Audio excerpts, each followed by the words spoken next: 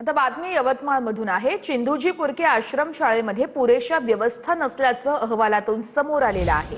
विद्यार्थिनींच्या स्नानगृहाला दरवाजेच नसल्याचं आदिवासी विकास विभागाच्या पाहणीतून समोर आलेलं आहे। खिडक्यांना जाळी नसल्यानं खोलीमध्ये साप येण्याची विद्यार्थ्यांना भीती आहे। 177 विद्यार्थ्यांसाठी 15 बंक बेड, 70% मुलं हे जमिनीवर झोपतायत असं अहवाल सांगतोय।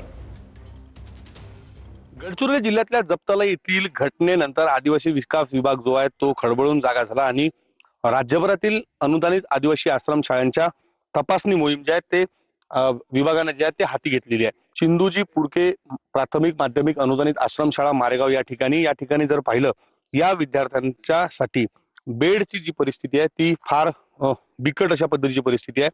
झोपाची व्यवस्था कशी आहे इथं? खाली गादी. गादीवर हो, बेड आहे, तर मग ते बेडवर कसं झोपता?